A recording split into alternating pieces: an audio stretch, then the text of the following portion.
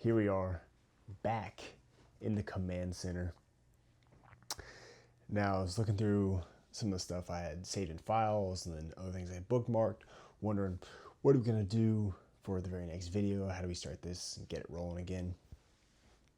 And ultimately, this is actually the last thing I had just seen, and it felt like it rolls good off of yesterday's upload just because of the tone, right? It's interesting.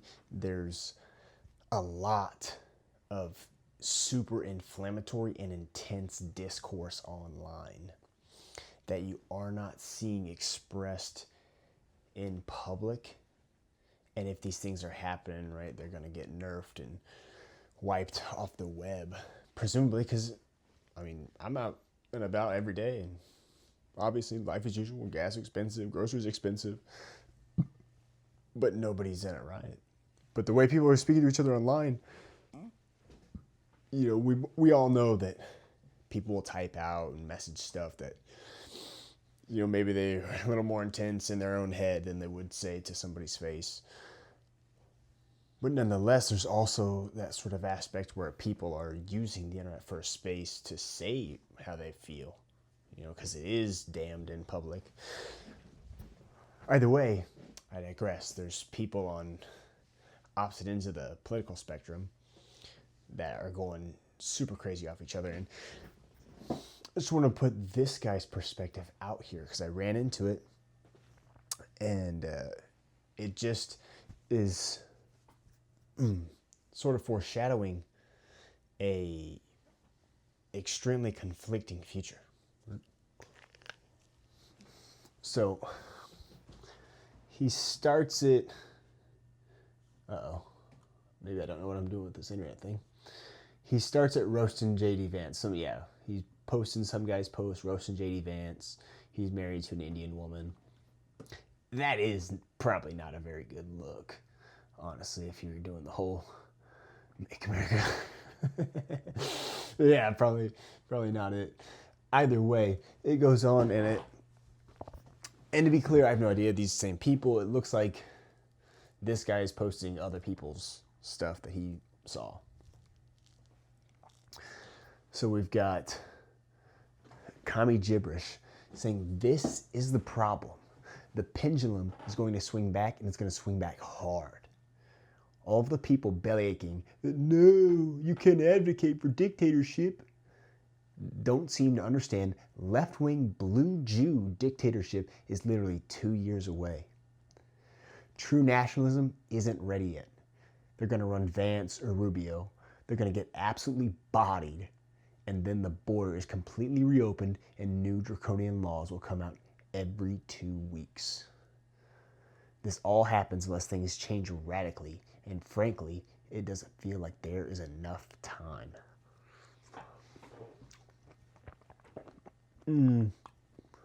Feels like a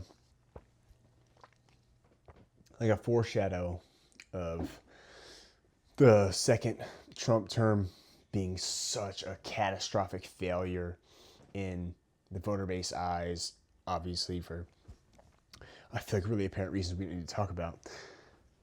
So they're gonna, as it always happens in the United States, you know, the Republicans, they fail, so you vote the Democrats and they fail, and back and forth, and somehow you're constantly governed by the same people, just a different way of enforcing the agenda. So this guy feels like Team Trump is failing so bad that he calls him the left-wing blue Jew dictatorship.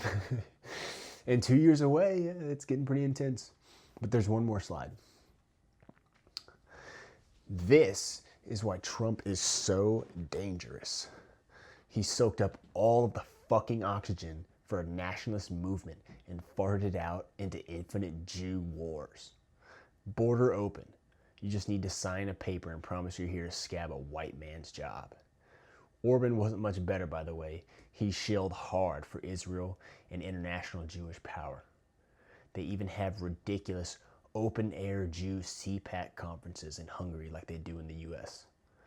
Spain's new leftist government just let in 2 million sub-Saharan Africans, saying explicitly, we need to replace those naughty nationalists.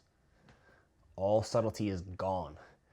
It is open acceleration of white genocide as public policy in every country when the leftists come into power now. Whoa.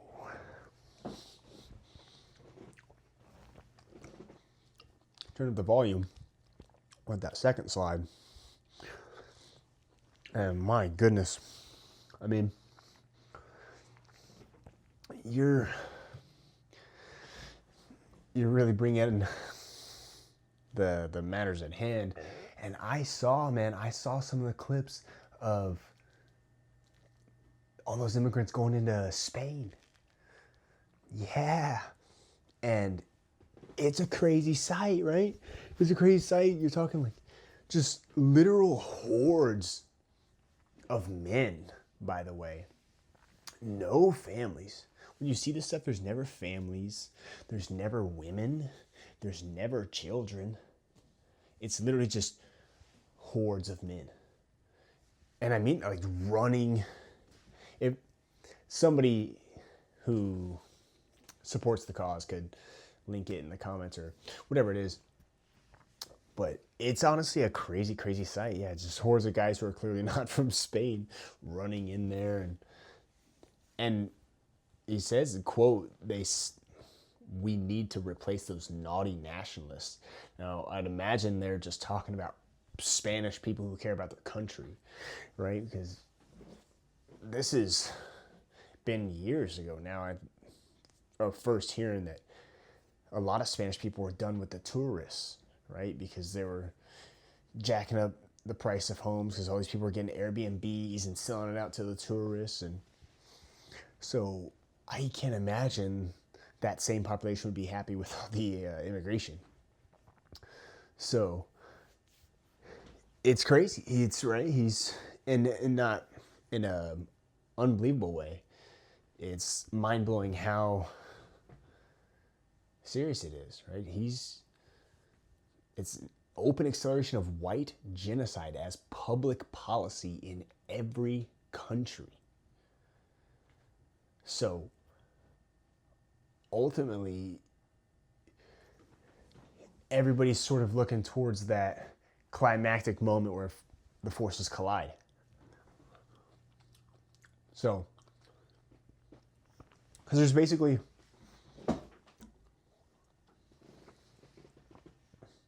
two kinds of, white men left in the United States. It's guys who see what's happening and they know something has to be done about it, and then other people who continue to hate themselves for their own existence and celebrate it. But yeah, that's ultimately it. I'm not saying this guy is quoting the almighty truth or something. I'm showing this post so you see how serious it is in the air of these people's minds. Okay? There is a side that feels that their very existence is threatened feels that the entire public policy is being crafted to eradicate them. So that is going to put these people in a position to shoot for survival. Any means necessary. And whatever you would call the side that opposes the people who oppose white genocide, it's an interesting mix of people who just, right, there is no compromise. It has to be a certain kind of way, right? You've got to love Semites more than your own being, than your own God. And everything of any sexual depravity is great. And you don't believe in color, right? Race is a construct if you're a white person. It's quite the imaginative creation. You know, it's when you are of Caucasian descent, you're supposed to pretend like, oh, you don't see colors, people are different, but people who are black or brown, purple, pink, green, whatever, they understand their race and that other people are the same race as them. Right? And it seems like a really, really basic thing that we've turned into this really, really strange mass hallucination. Yeah, just pretend that we're all exactly the same because we're all human beings. So clearly there's different types, obviously. And it looks to be like a conflict as if it isn't already happening. But this is the point, right? Like this guy is, and another point, like this guy is posting this guy's stuff, right? So it's not like, this guy isn't me, right? This guy isn't somebody with 30 subscribers. This guy has a lot of followers, I think hundreds of thousands. And then the guy posting his stuff, he has 55,000, you know? So this isn't just some guy on an obscure website. This is the most popular social platform on the planet right now for adults. And there's a thought space brewing there, or that's been brewing, you know. There's no subtle way to say it, right? What everybody is kind of pointing towards is that there's going to have to be a conflict, and that's the upload from last night. So I said, it's like, I wonder what uploading does. Like, if there's something better you could be doing to be prepared for this moment. You want to have the equipment, the gear, the infrastructure of your own home necessary, and the network, the right things in place, you know, and you just like I said, so many people are posting. People post this stuff every single day. But I still just see everybody going to their job and paying their bills and life as usual America, right? The point is, if the moment people really truly begin to act on the ways they say they feel online, it is going to be a whole different ballgame. And it's one a lot of people, most people, are not prepared for and may never be. It's all of a sudden it happens, and then you have to adapt or disintegrate. And the way it looks for this, you know, whichever movement you're with, you got to be ready. You and the rest of the warrior class has to be prepared. You know, you can post all the stuff you want on the internet for the end times, forever. You know, it won't really make a difference. You have to have a warrior class to enforce it. Tale as old as time. That's the way it's going to go. And who knows what they're aiming to do with the robots and AI tech, and how they're going to look to police and mitigate things with that. So it's best to get ahead of the curve, right, before you have to figure out how to beat computers, even more so than you already do. But the day is nigh.